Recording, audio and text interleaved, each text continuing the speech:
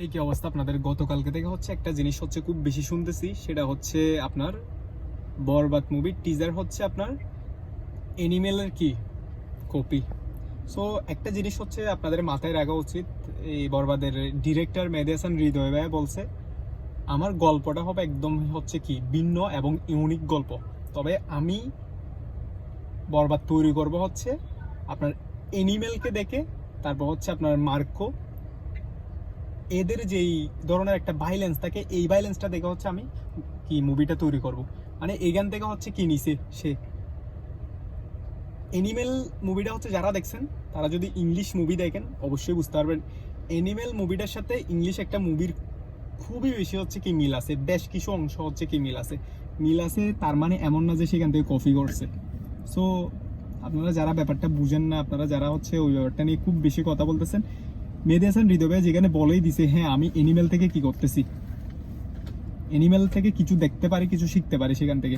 Even গতকালকে একটা লাইভে হচ্ছে জিল্লু জিল্লু যে হচ্ছে শ্যাম ভট্টাচার্য যার নাম, উনি নিজে হচ্ছে বলছে শুটিং এর সময়, মানে যেখানে হচ্ছে বরবাদের শুটিং করতেছে মুম্বাইয়ে, সেখানে হচ্ছে মানে শুটিং এর যারা শুটিং করতেছে তাদের এক্সপ্রেশনটা ভালোভাবে বোঝানোর জন্য এনিমেলের কিছু হচ্ছে আপনার কি বলে এগুলোকে ব্যাকগ্রাউন্ড মিউজিকও হচ্ছে কি করা হয়েছিল।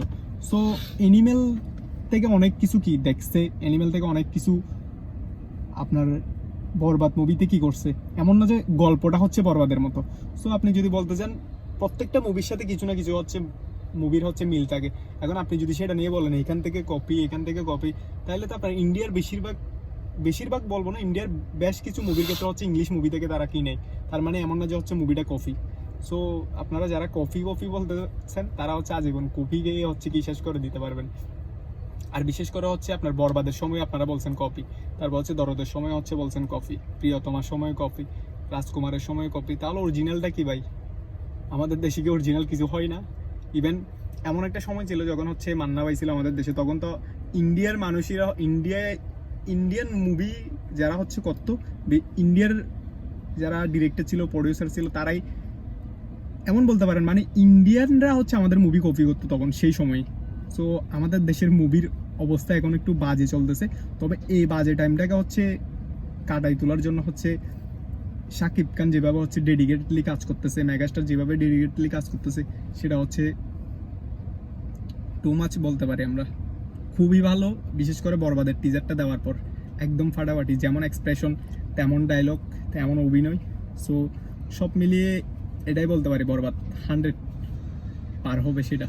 আর যাই করুক না কেন 100 পার হলে কি হবে, এখানে বসে বসে হচ্ছে আমি কি জ্যামের মধ্যে হচ্ছে বোর হয়ে যাচ্ছি। রেল চলে গেছে, এখনো হচ্ছে কি জ্যাম ছোড়ার কোনো কি নেই।